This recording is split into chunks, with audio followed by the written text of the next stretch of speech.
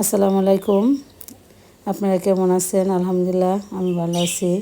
সিজনের ফলগুলো দেখলেই শান্তি লাগে অন্যরকমের। এই সিজনটা আসলে ফল খেতে খেতে অন্যরকমের আনন্দ। তাই আমার বাচ্চাদের ফলগুলো ছুলে দিতে হয়, তাই অনেকগুলো লিচু আজকে নিয়ে আসছে। লিচুগুলো ছুলতেছে, একসাথে অনেকগুলো ফল নিয়ে আসছে। ফলগুলো আবার না খেলে নষ্ট হয়ে যায়, কিছু দাগ হয়ে যায়। কিন্তু অনেক দূর থেকে ফলগুলো আসে, তাই এরকম একটু দাগ দাগ হয়ে গেছে, কিন্তু না, ফলগুলো খুবই ভালো রয়েছে। দেখেন লিচুগুলো খুবই সুন্দর, টাটকা, খেতে খুবই সুস্বাদু। তাই সাথে আবার আমাদের বড় একটা কাঁঠাল নিয়ে আসছে। কাঁঠালটাও ওরকম একটা পাকা হয়নি যে হাতে সর্ষের তেল দিয়ে নিতেছি। সর্ষের তেলটা না দিলে হাতে ভরে যায়। আগে একটু কেটে দেখলাম কাঁঠালটা, দেখেন কাঁঠালটা সুন্দরী, কিন্তু ওরকম একটা লাল হয় নাই। কিছু কিছু কাঁঠাল সাদাই থাকে, তাও মিষ্টি লাগে।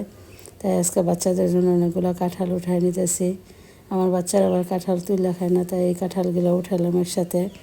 আর এই জামগুলো যে ভর্তা করতেছি শুকনো মরিচ দিয়ে, অনেকেই কাঁচা মরিচ দিয়ে পছন্দ করে, কিন্তু শুকনো মরিচটা ভালোভাবে ভেজে ভর্তাটা করলে খুবই ভালো লাগে। এরকম ঢাকনা দিয়ে বাইরে বাইরে ভর্তাটা করলে অন্যরকমের স্বাদ। তাই আজকে এরকম করে ভর্তাটা বানাইতেছি। সবাই ভর্তাগুলো এরকমভাবে খেয়ে দেখবেন, ভর্তাটা খুবই মজা হয়। এই দেখেন ভর্তাগুলো অনেক সুন্দর হয়েছে। তাই এই সিজনের অনেকগুলো ফল খেতে অনেক স্বাদই লাগে। আশা করি সবাই ভালো থাকবেন।